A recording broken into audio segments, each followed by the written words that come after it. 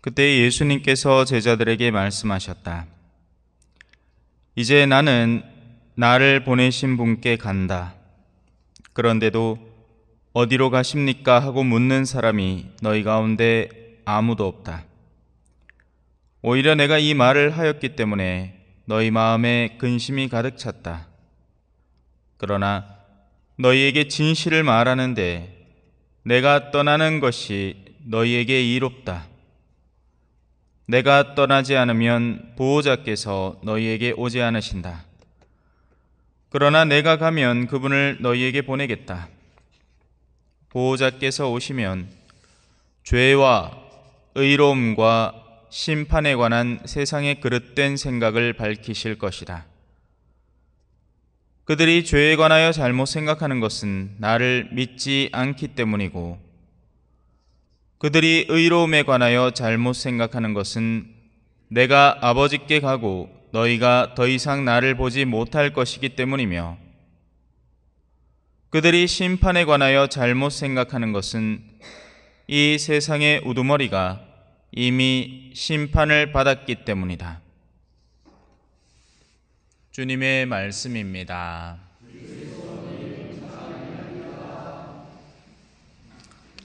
찬미 예수님, 사실 오늘 복음에 나오는 이 죄와 의로움과 심판에 관한 부분은 여기 와서도 벌써 누차 설명을 드린 적이 있습니다. 하지만 안타깝게도 기억하시는 분이 크게 많지는 않으리라 생각을 합니다. 지금 떠올려봐도 딱히 떠오르는 게 없죠, 그죠? 예. 만일에 제가 무슨 다른 사건을 하나 벌였더라면 세상에 대한 그런 사건에 대한 기억은 강하게 갖고 있을 겁니다. 하다못해 어디 가서 같이 식사를 했던 기억, 예를 들어 오늘 점심때만 하더라도 커피를 마시러 갔는데 커피값이 너무 비싸. 충격적일 정도로 비싸. 왜? 커피값만 있는 게 아니라 커피 가게를 구경하는 값도 같이 들어가 있어서 그렇다. 이 기억이 얼마나 지속될까요? 아마 한 5년 지나고 나서 다른 신부님이 와도 그때 그 마신부님하고 갔던 커피숍 아있나 그거? 왜 그래 비싸드노? 하면서 기억할지도 모르겠습니다. 하지만 죄와 의로움과 심판에 대한 기억은 여전히 생소하죠. 그래서 믿음은 새로운 겁니다. 2000년이나 지났지만 포장지를 이미 뜯어서 써버린 선물이 어제 산 선물이라 할지라도 1년 전에 사놓은 선물이지만 아직 포장지를 뜯지 않은 선물은 새 선물이 되는 겁니다. 그래서 믿음은 새로운 거죠. 여전히 수많은 사람들에게 믿음이라는 것은 아직 포장지도 제대로 뜯지 않은 어떤 대상이 되는 겁니다. 우리는 세상이 익숙합니다. 우리는 땅값이 얼마인지, 돈이 어떻게 유동하는지, 직업이나 이런 일들이 어떻게 처리되는지, 지금 참외 시세는 얼마인지 빠삭합니다.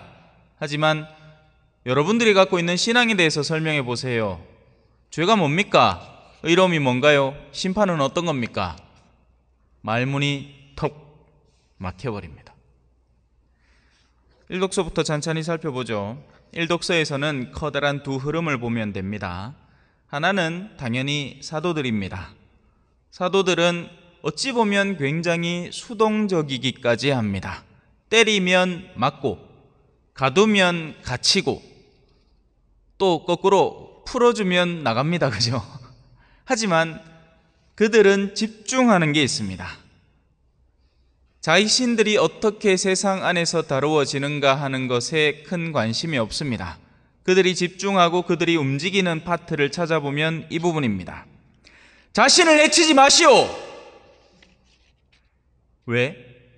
지금 자신들의 앞에 있는 사람들이 자신들의 멍청함으로 스스로를 자해하려고, 죽으려고, 자살하려고 들기 때문에 그것만큼은 멈춰야 하는 겁니다. 다른 데에서는 그냥 이렇게 되든 나를 때리마 때리는 대로 좀 맞아주고, 가두마 가두는 대로 갇혀주고, 풀어주마 풀어주는 대로 나와주고, 그것뿐입니다. 하지만 누군가가 자신을 해치는 것, 그것이 나의 책임하에 있는 일이라면 안 돼요!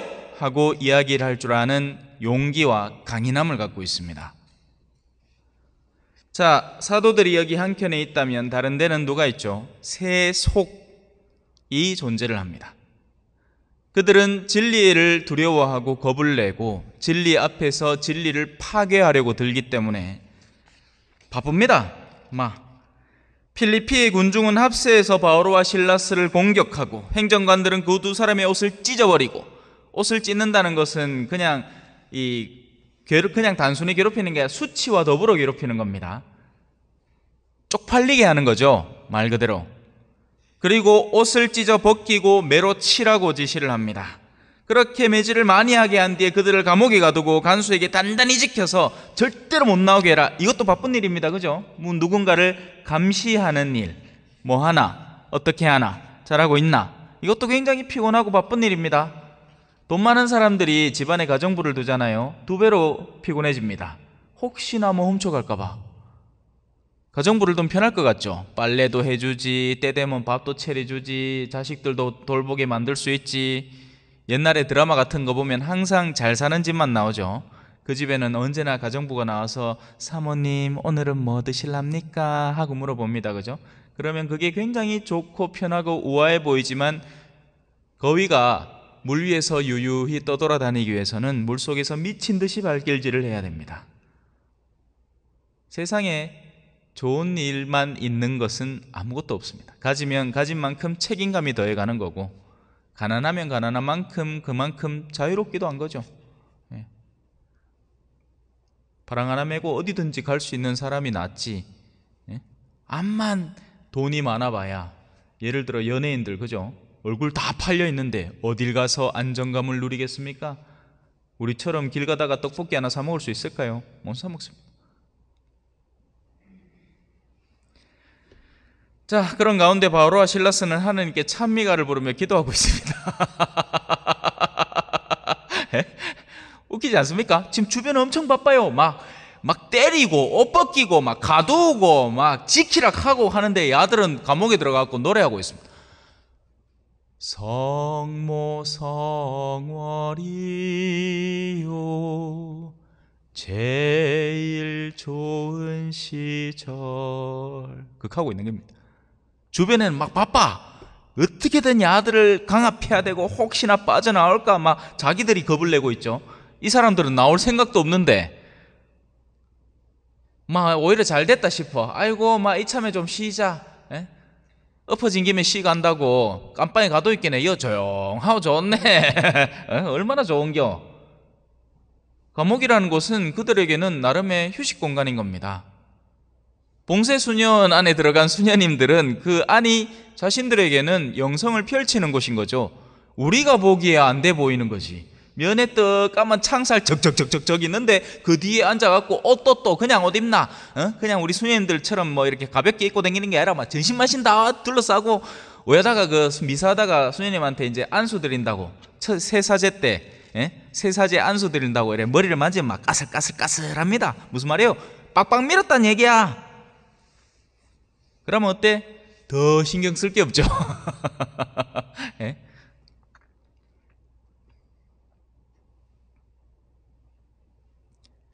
그 바쁜 사람들이 갑자기 큰 지진이 일어나고 사슬이 다 풀리고 죄수들이 다 빠져나가니까 칼을 빼어서 자결하려고 드는 겁니다.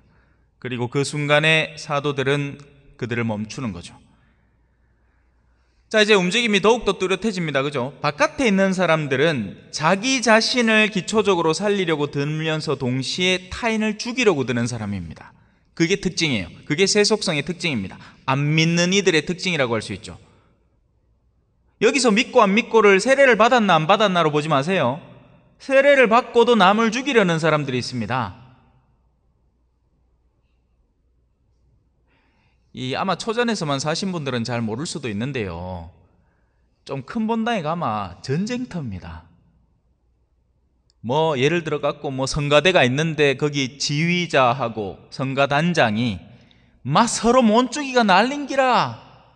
근데 그 싸움을 또 겉으로 드러내서는 안 해. 은밀하게 합니다. 무슨 회식 자리에서 그 지휘자 옷에 하는 그 맞더나? 그래 하는 거 아닌가? 얘가 하면서 사람 마음을 쓱 떠보고 내 피인가 아닌가? 그 지휘자 편을 드나 안 드나 해가 그래갖고 또 지휘자 편을 들마 이 사람한테는 무슨 얘기하면 안 돼. 근데 내 뜻에 맞게끔 동조해 주는 사람들 있잖아요. 그러면 또 그 사람들은 또 따로 데리고 와갖고 그러면 우리 커피나 한잔 할까 하면서 그 사람들을 데리고 와가 그래 아있나 내 말이 맞지 그자 하면서 또 얼마나 바쁜지 모릅니다. 서로 죽이고 난리라. 신앙이 있다는 사람들이 더 심할 때가 있어요. 차라리 직장은 정말 꼴사 나오면 사표 내고 나오면 되잖아요. 신앙 안에서는 그게 안 됩니다. 환장할 일이죠. 바깥의 사람들은 서로를 그리고 그 서로 가운데에서 가장 약해 보이고 가장 공격하기 쉬운 대상을 공격하려고 드는 겁니다. 그 대상은 누굴까요? 하느님의 자녀들입니다. 서로 나쁜 사람들이 둘이 헐뜯는 거 봤습니까? 그래 못합니다. 왠지 아세요? 욕 한마디 하면 지도 내한테 욕 한마디 하거든. 아니 욕 한마디 하면 지는 나를 때리쁘거든. 그러니까 내 뭔 소리 못합니다. 강한 사람에게는 그냥 두고 약한 사람에게 강한 척을 하는 게 세상인 거죠. 그러면 그 피해자의 최종 목적지는 어딜까요? 가장 저항할 수 없는 대상이 되는 겁니다. 그래서 제가 우리 성당에서는 다원이를 지켜주고 싶은 거예요. 어린이잖아. 주변은 다 할매 할배들이고 자기 부모님들보다 나이 많은 사람들이 있긴 해. 입김이 얼마나 세겠냔 말이라. 근데 잘 안 됩디다. 이미 결론 난 줄 알았던 이야기가 또 불거지고 또 불거지고 또 불거지고 자신들이 하고 싶은 걸 어떻게든 관철시키고 싶은 거죠. 안타깝습니다.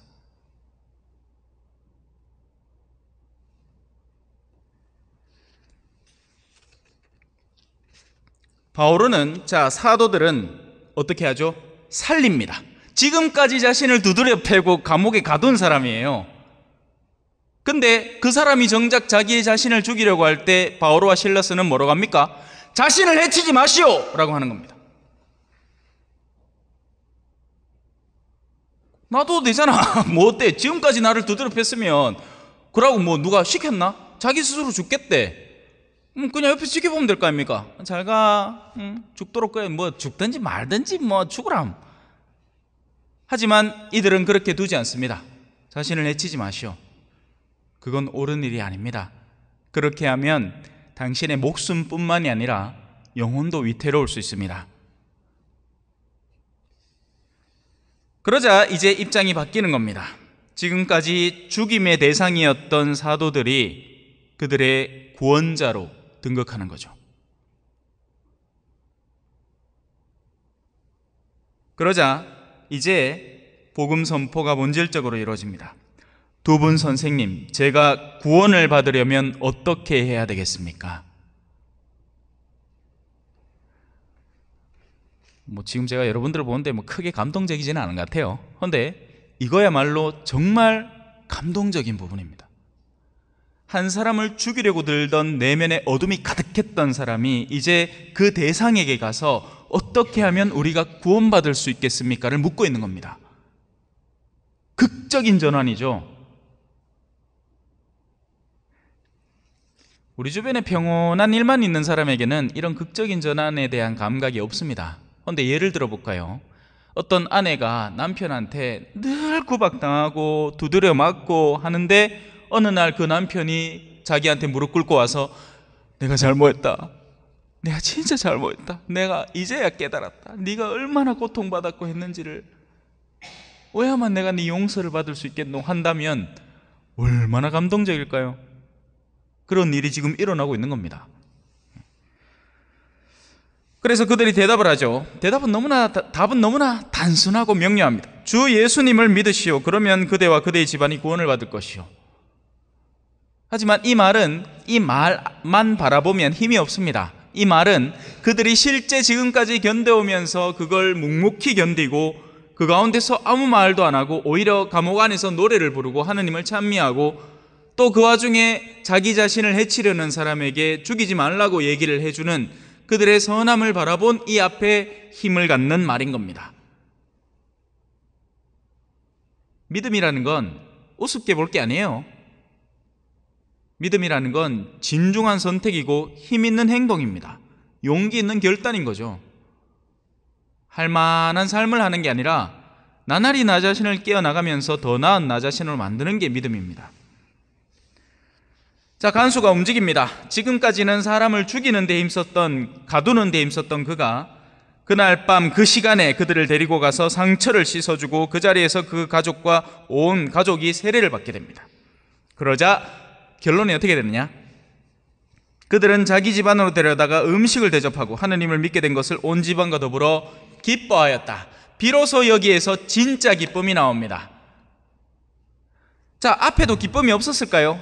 야, 저기 웬 무리가 시끄럽게 예수 믿으라고 떠든다. 저 안 되겠다. 잡아왔으면 그 순간은 기쁠 거 아닙니까? 내가 시킨 것이 이루어졌으니까. 그게 세속이 얻는 기쁨입니다. 순간순간 찰나적인 기쁨들이죠. 내가 목적했던 바를 성취하면서 얻는 기쁨들. 10억 버는 기쁨. 처음에는 뭐 통장에 1,000만 원만 있으면 기쁘겠다 했더니 나중에 돈 좀 벌었더니 나중에 1,000만 원이 생겼어. 그 순간 기쁘죠. 하지만 끝이죠. 왜? 1,000만 원 벌었어요. 이제 10억 벌어야지. 아니 1억 벌어야지. 1억. 그러고 나서는 또 1억 법니다.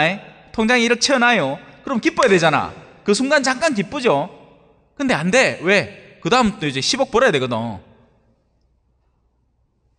이 기쁨이 아닙니다. 진짜 기쁨은 우리의 내면에서부터 나를 안정적으로 꼭 붙들고 있는 것이 진짜 기쁨이 되는 겁니다. 자, 이제 다시 한 번 더, 어쩌면 뭐 오늘도 농담처럼 얘기했지만 저에게 남은 시간은 짧으면 3개월, 길면 1년 3개월이죠. 죄와 의로움과 심판에 대해서 한 번 더 설명해 드릴 테니까 모쪼록 잘 새겨봤으면 좋겠습니다. 자, 죄, 무엇이 죄인가? 선 쫙 꺼놓고, 자, 나는 죄 아님, 여기는 죄, 여기는 죄 아님. 이게 세상 사람들이 생각하는 죄입니다. 간단하잖아요, 그죠? 금육 어긴나 안 어긴나, 공복제 지킨나 안 지킨나, 미산 나왔나 안 나왔나, 간단해요. 선 꺼놓고 그거 보면 됩니다. 아니죠. 죄라는 건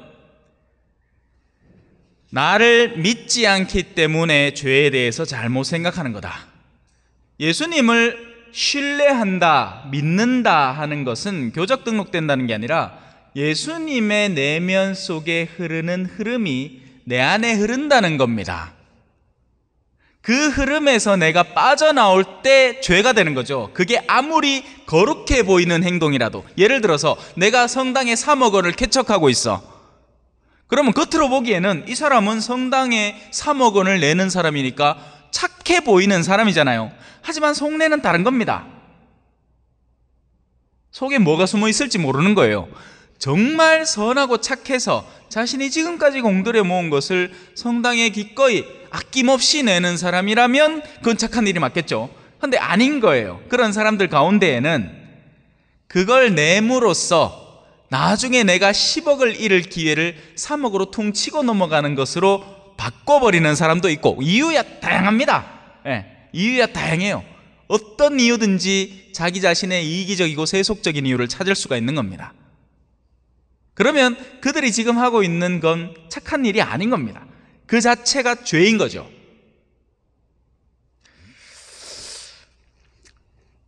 자, 넘어갑시다. 예수님 안에 내면의 흐름을 엇나가고 깨뜨릴 때부터 죄가 시작된다. 모쪼록 이해하시기 바랍니다. 적어도 주무시지만 않았으면 좋겠습니다. 자, 두 번째입니다. 의로움은 도대체 무엇인가? 의로움에 대해서 잘못 생각할 수밖에 없는 것은 내가 아버지께 가고 너희가 나를 더 이상 보지 못하기 때문에 그렇다. 내가 아버지께 간다는 말은 이미 제자들이 슬슬 감을 잡고 있습니다. 예수님이 정말 가시는 건가? 간다는 말의 의미가 죽음이라는 거죠. 예수님이 죽어버리는 거예요. 우리가 열정적으로 따르던 스승이 세상 안에서 파괴되는 모습을 보는 거죠. 그리고 아버지께 가는데 그 뒤로부터는 더 이상 볼 수가 없으니 내가 믿고 따르던 존재의 미래가 어떻게 되는지를 볼 수가 없는 겁니다. 사람의 이 한계적인 이 입장 속에서는. 그건 여러분도 마찬가지고 저도 마찬가지예요. 여기서 죽어본 사람이 누가 있어요? 세상을 먼저 떠난 이들이 어떤 상태에 놓여 있는지를 본 사람은 아무도 없단 말입니다. 그러니 믿음으로써 의로움, 참된 의로움은 예수님께서 돌아가시고 난 뒤에 순환당하고 죽었죠. 거기까지는 세상의 역사 속에도 기록된 부분입니다. 그 다음 어떻게 됐어? 부활하셨습니다. 그게 의로움이죠. 부활이 진정한 의로움입니다. 그런데 세상 사람들의 의로움은 세속성 속에서 뭔가 잘난 모습이 의로움이라고 간주를 하는 겁니다. 목조기도 하루에 5단 바치는 것보다는 하루에 20단 바치는 게 의로움이라고 생각하는 거예요. 아니죠. 진짜 의로움은 부활을 당겨 살아갈 때 이루어집니다. 아따 어렵다 그죠? 어려워. 진짜 의로움은 내가 정말 따르는 그분이 최종적으로 승리하는 분이라는 것이 의로움의 근거가 되는 겁니다. 그러면 그분이 가신 길, 그분이 가신 여정, 모든 것이 의로움의 여정인 거죠. 그럼 세상에서는 그 의로움이 어떻게 구체화되느냐? 손해볼 수밖에 없습니다. 아니, 의로움이라고 하는 거면 뭔가 좋은 거고, 한 사람이 잘 돼야 되는 건데, 이거는 의로움이라는 게 무슨 고생 바가지에다가 자꾸만 나 자신을 잃고 내가 뭔가를 잘 하려고 하면 할수록 더한 어둠과 반발이 심해지는 건데, 정말 그래서 신앙인들이 때로 혼란스럽죠. 이렇게 내가 사는 게 맞나? 내가 이 길을 왜 가야 되지? 내가 사제생활을 왜 지속해야 되지? 하면 할수록 세속성이 더 짙어지고, 가르치면 가르칠수록 그 말은 한계로 들어갔다가 한계로 나가는 게 눈에 뚜렷하게 보이고, 사람들에게 신앙을 이야기하면 이야기할수록 그들은 더한 세속성으로 나에게 답을 해주는데, 과연 내가 이렇게 살아가는 게 맞나? 이게 정말 의로운 길이 맞을까? 맞단 말입니다. 아니, 오히려 그래서 더 맞단 말이죠. 만약에 내가 세속성에 마음에 드는 세속의 의로움을 추구하는 사람이었다면 사람들이 박수를 쳐줬을 겁니다. 예를 들어 볼까요? 가톨릭 신문에 나와 있는 기사 내용들이 다 비슷비슷한 내용들이에요. 어느 성당 예비자 300명 모집. 와, 대박. 어떻게 300명? 근데 아무도 모르죠. 300명 들어왔다가 세례 받자마자 250명 빠져나갑니다. 그죠? 또 어느 성당 준공. 와, 이번에는 뭐 가격이 50억, 뭐 100억. 그게 세상 사람들의 눈에는 의로워 보이는 겁니다. 주교님한테 표창장 딱 받아가지고 막 이왕이면 교황님 축복장 하자. 뭐 주교님 뭐 알로비지 뭐 교황님 축복장 딱 받아갖고 막 벽에다 탁 붙여놓으면 있어 보이잖아. 그게 의로움이에요. 세상 사람들이 바라보는 눈에 보이는, 눈에 내가 점거할 수 있는 어떤 세속안의 지점.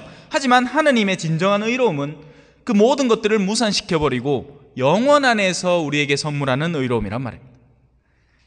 이제 하나 남았습니다. 좀만 더 참아 있어. 그들이 심판에 관하여 잘못 생각하는 것은, 자, 우리 심판 어떻게 생각합니까?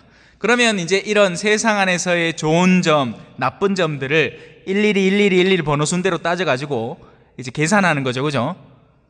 네 착한 일 5개 있고 나쁜 일 3개 있으니까 2개 착한 일 남았네. 그러면 천당행. 이런 식입니다. 그죠?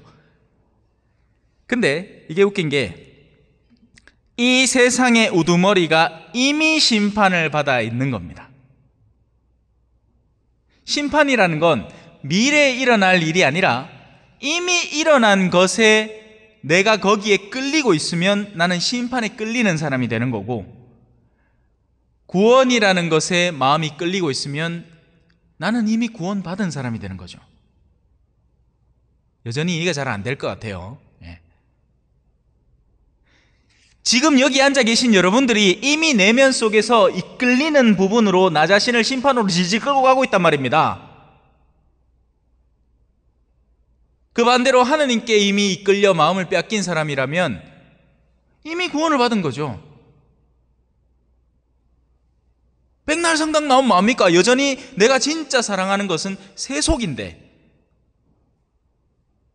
내가 실제로 양자 중에 무언가를 잃었을 때 더 슬퍼할 게 세속이라면 나는 세속에 속한 사람인 거죠.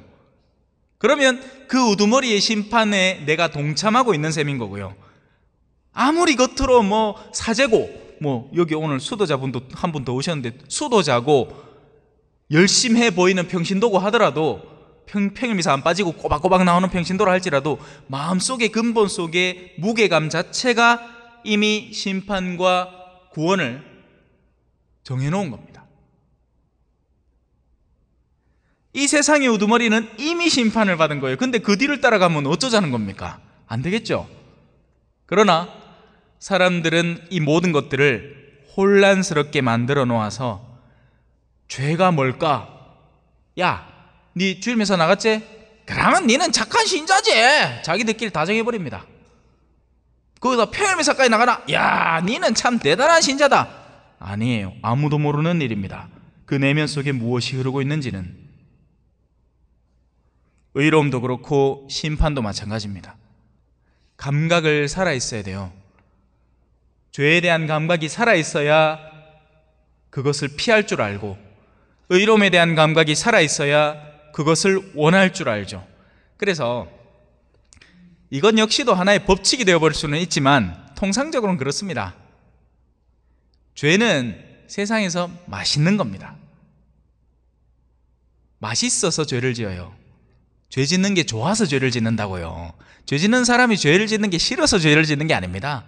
바람 피는 사람이 바람 피는 게, 나 자기야, 나 자기를 볼 때마다 마음이 쓰라리고 괴롭고 미치겠어. 근데 나는 당신을 볼 수밖에 없네. 자기 애인한테, 회사 경리한테, 자기 마누라 냅두고. 그런 사람 있습니까? 천지 없습니다. 볼 때마다 짜릿하고 즐겁고 막 새로운 기분이 들고 내가 젊어지는 느낌이 나니까 죄를 짓죠. 싫은데 죄를 왜 짓습니까? 그죠? 너무 오래 했습니다. 모쪼록 이번에 죄와 의로움과 심판에 대한 내용은 여러분들의 마음속에 좀 정착되기를 바랍니다. 왜냐하면 이 감각이 살아있어야 그 다음에 어떤 신부님이 오건 어떤 일이 벌어지건 그 안에서 어떤 것이 진짜 죄인지 어떤 것이 의로움인지에 대한 감각을 알아서 심판을 피하고 구원을 향해서 나아갈 수 있으니까요. 안 그러면 말라고 성당 옵니까? 그죠? 백날 오면 뭐합니까? 학교를 백날 가면 뭐합니까? 진도를 못 배우고 수업을 안 듣는데 말하러 가는 기고, 그죠? 아멘.